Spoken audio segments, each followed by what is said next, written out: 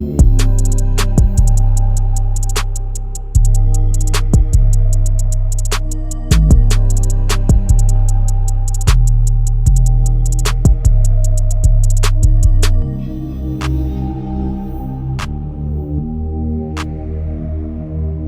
back to the Team to Beat Miami podcast, your one stop for daily. Welcome back to the Team to Beat Miami Heat podcast, your one stop shop for daily Miami Heat content. This is the post game show. The Miami Heat just lost to the Dallas Mavericks 118 to 113 in probably the most embarrassing, pathetic loss of the season. This Miami Heat team has now lost 4 straight games. Those 3 games that they lost were all embarrassing, but this one is much worse. We know that the Miami Heat have struggled in the fourth quarter. They scored 9 points against the Brooklyn Nets in a loss, and they scored 86 total points, which was a season low. They followed that up by having a really good game against the Thunder for 3 quarters, playing against the number 1 team, best team in the NBA, with an MVP candidate, multiple All-Stars, and they're up by double digits, 15 points throughout the game, going into the fourth up by 10, and the Thunder go on a 24-0 run. The Heat end up scoring 8 points total, 17 points across 2 fourth quarters. Unreal, pathetic. And the Heat score 85 points, which they scored 86 as a season low the game before. They beat that the following game. So they're like, hey, we weren't that bad. Let's be even worse. And let's score only 85 in the modern NBA. So the Heat have now lost 4 in a row. The Heat are also one of those teams that historically scored single digits 3 out of 4 times in the entire NBA season. So basically, in this NBA season, only 4 times and only in 4 games has a team scored single digits in the fourth quarter, including the tanking Wizards, the horrible Toronto Raptors, the Charlotte Hornets, you name a crappy team. And even those teams who have an incentive to tank because they have no ability to win, no stars, don't even score single digits in the fourth quarter. The Heat have 3 of those 4 games. Let that sink in. 2 of those in the same week. So that is horrible. The Heat are now the 9th seed.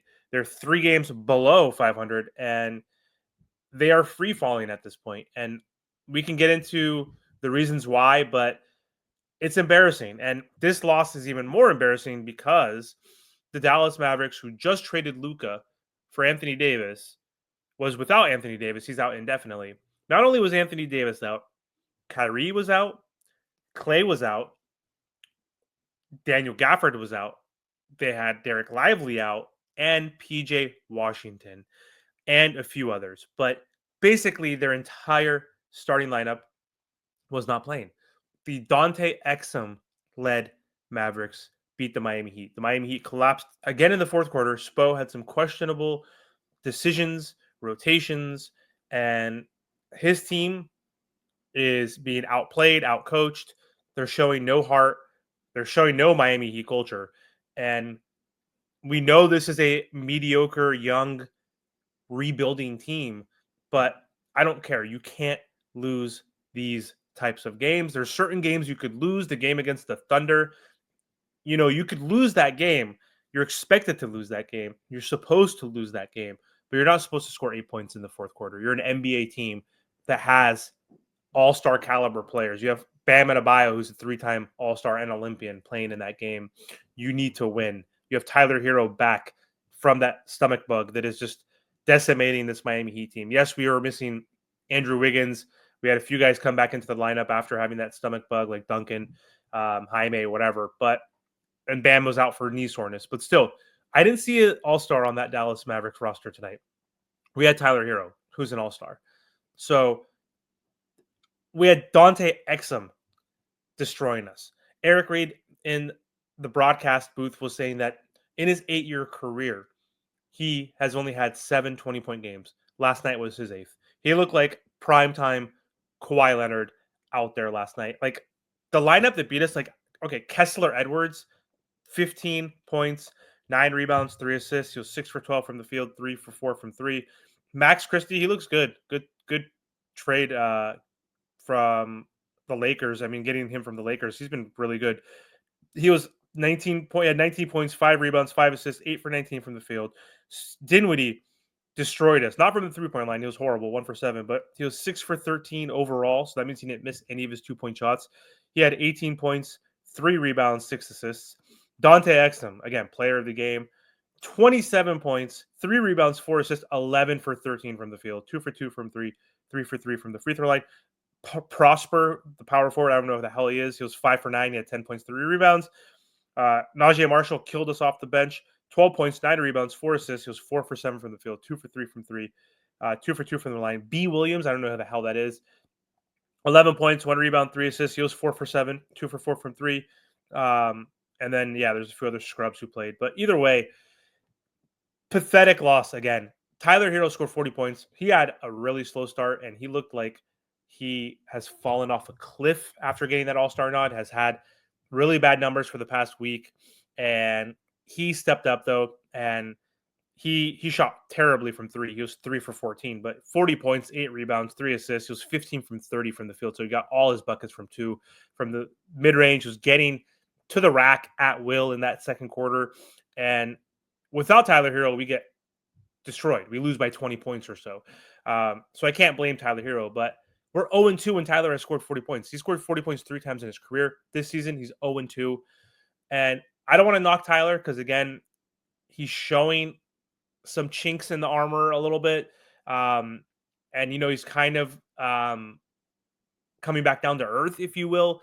But a lot of his gameplay is not leading to wins. I don't know what his win rate or his win shares are, but again, he's having a great season. He's an all-star. Without Tyler Herro, this team would be 10 games below 500.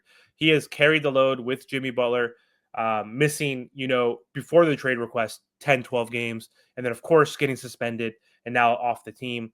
He's carried that load and he's done great. But still, a lot of his gameplay has not, led to victories. And again, it's not on him, all on him. I'm just bringing this up as a factor or something to think about. But the Miami Heat team in general they're just mediocre right now. And, they have new pieces, obviously, with Kyle Anderson and Davion Mitchell and Wiggins. And it's a new look team. And we're a lot younger now. And we're relying more on Kel'el Ware and Jovic and other pieces. And we've been inconsistent, playing without passion, without heart, without desire.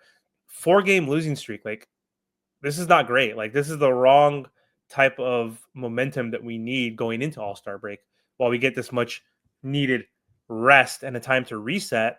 And, we get to celebrate Tyler Herro. He's going to be in the 3-point contest and All-Star game, but it's not a time of celebration.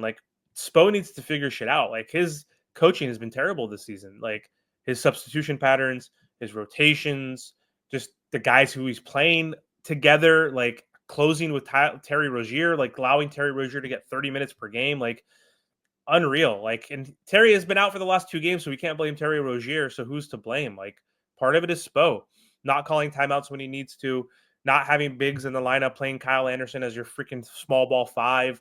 Just I don't know what he's doing and never challenges a call. He's just having a rough season, but he's obviously still a top tier coach.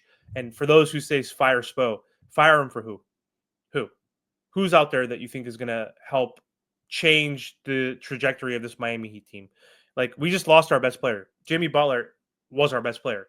And this team stinks without him. We're inconsistent. We're a play-in team at best at this rate. Yes, we have a shot. We're only 4 games from the 5th seed or whatever, the 6th seed.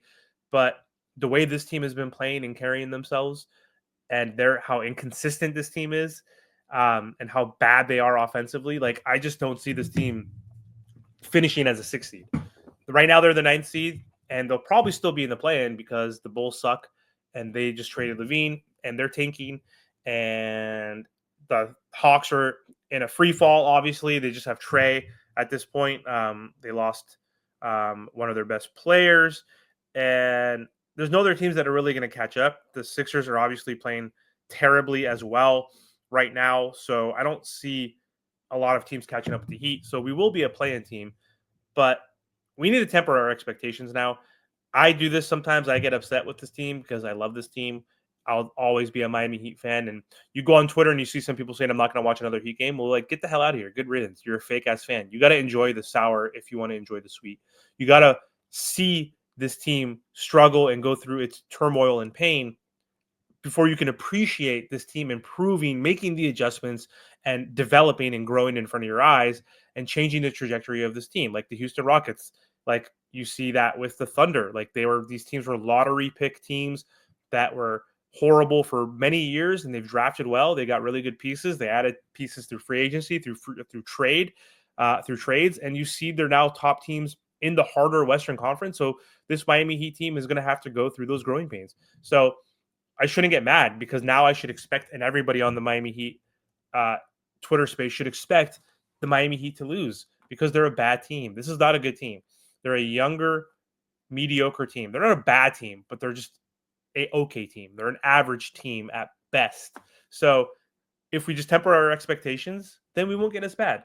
That's hard to say, obviously, but even so, if we're tempering our expectations, you should not lose to the Nets. You should not blow 20-point leads in the fourth quarter with 5 minutes to go to whoever you're playing against, unless it's the Thunder or the Celtics or the Cavs, maybe. But still, these are games you should not be losing, especially against the depleted Dallas Mavericks. You do not lose to the Utah Jazz. You do not lose to the Toronto Raptors. Like, if you're an average, middling team, you still should beat those teams when you have former All-Star Bam Adebayo and Tyler Herro leading this team, and then Khalil Ware, who's obviously a steal at 15, and you have some other veterans and pieces, like other pieces on this roster. Now you have Wiggins, so we need to obviously give them time to assimilate and to develop chemistry with their new teammates, learn the system, learn the plays, all that crap. But you can't be losing these types of games, even if you are a retooling, rebuilding team. That's just my opinion. But anyway, that's all I have for this video.